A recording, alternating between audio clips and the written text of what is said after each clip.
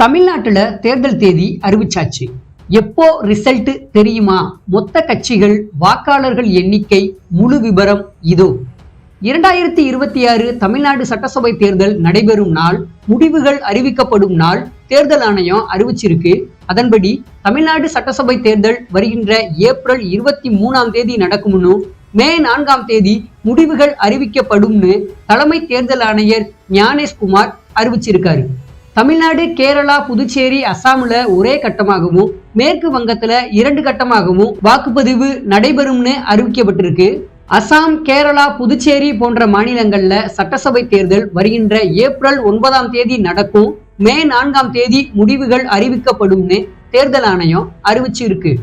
மேற்கு வங்கத்துல ஏப்ரல் 23ஆம் தேதி முதற்கட்டமாகவும், ஏப்ரல் 29ஆம் தேதி 2ஆம் கட்டமாகவும் வாக்குப்பதிவு நடைபெறும். வாக்கு எண்ணிக்கை மே 4ஆம் தேதி நடைபெறும்னு திட்டமிடப்பட்டிருக்கு. அதே போல தமிழ்நாட்டுல மனு தாக்கல் செய்வதற்கான தொடக்கம் மார்ச் 30ஆம் தேதியும், மனு தாக்கலுக்கான முடிவு நாள் ஏப்ரல் 6ஆம் தேதியும், வேட்புமனு பரிசீலனை செய்வதற்கான நாள் ஏப்ரல் 7ஆம் தேதியும், வேட்பு மனுவை திரும்ப பெறுவதற்கான நாள் ஏப்ரல் 9ஆம் தேதியும் திட்டமிடப்பட்டிருக்கு. தமிழ்நாட்டை போலவே புதுச்சேரியிலையும் சட்டசபை தேர்தல் ஏப்ரல் 9ஆம் தேதியும், மே 4ஆம் தேதி முடிவுகள் அறிவிக்கப்படும்னு தேர்தல் ஆணையம் சொல்லியிருக்கு. அதன்படி புதுச்சேரியில மனு தாக்கல் தொடக்கம் மார்ச் 16ஆம் தேதியும், மனு தாக்கல் முடிவு மார்ச் 23ஆம் தேதியும், வேட்பு மனு பரிசீலனைக்கான தேதி மார்ச் 24ம், வேட்பு மனுவை திரும்ப பெறுவதற்கு மார்ச் 26ஆம் தேதியும் அறிவிக்கப்பட்டிருக்கு. தற்போது தமிழ்நாட்டில் சட்டமன்ற தொகுதிகள் 234 இடங்களாகவும், ஆட்சி அமைக்க தேவையான பெரும்பான்மை 118 இடங்களும் வேணும். 2021 சட்டமன்ற தேர்தல் முடிவுகள் மற்றும் கூட்டணிகள், முக்கிய கூட்டணிகள் பற்றி இப்போதைக்கு நம்ம பார்த்துடலாம். 2 கூட்டணிகள் இருந்துச்சு. அதுல மதச்சார்பற்ற முற்போக்கு கூட்டணியில திமுக, காங்கிரஸ், விசிக, சிபிஐ, சிபிஎம், மதிமுக மற்றும் பல கட்சிகளும், தேசிய ஜனநாயக கூட்டணியில அதிமுக, பாஜக, பாமக, தமாக போன்ற கட்சிகளும் இடம்பெற்று இருந்துச்சு. அதே போல 2021 வெற்றி விவரங்கள் மற்றும் வாக்கு சதவிகிதத்தை பத்தி இப்ப நம்ம பார்த்துடலாம்.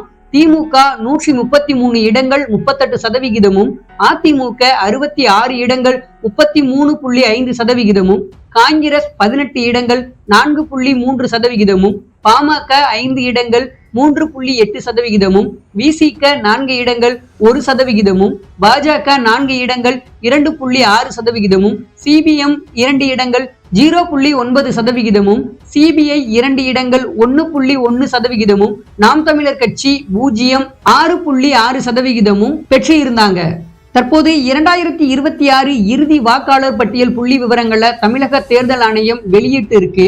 சமீபத்திய இறுதி பட்டியலின்படி மொத்த வாக்காளர்கள் 5,65,07,380 பேரும், அதுல பெண் வாக்காளர்கள் 2,89,60,838 பேரும், ஆண் வாக்காளர்கள் 2,77,38,925 வாக்காளர்களும், மூன்றாம் பாலினத்தவர்களாக 7,617 வாக்காளர்களும் இருக்காங்க. அதன்படி வயது வாரியாக புதிய வாக்காளர்கள், அதாவது 18-19 வயதுடைய இளைய வாக்காளர்கள் சுமார் 12,51,000 பேரும் இருக்காங்க. 2026 தேர்தலுக்கான தற்போதைய கூட்டணிகள், அதாவது மார்ச் 26 வரைக்கும் இருக்கிற அரசியல் சூழல்ல கூட்டணிகள் இறுதி வடிவம் பெற்று வந்திருக்கு. அதன்படி திமுக கூட்டணியில காங்கிரஸுக்கு 28 இடங்கள் ஒதுக்கீடு செய்யப்பட்டிருக்கு. விசிக, சிபிஐ, சிபிஎம், மதிமுக மற்றும் மக்கள் நீதி மையம், அதே போல சமீபத்துல வந்த தேமுதிக மற்றும் முன்னாள் முதல்வர் ஓ பன்னீர்செல்வம் ஆகியோர் திமுக கூட்டணிக்கு ஆதரவு தெரிவிச்சிருக்காங்க.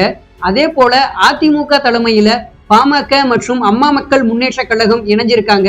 பாஜக உடனான கூட்டணி குறித்து பேச்சுவார்த்தைகள் நடைபெற்று வருது. அதே போல நாம் தமிழர் கட்சி வழக்கம் போல தனித்து போட்டியிடுவதா அறிவிச்சிருக்கு.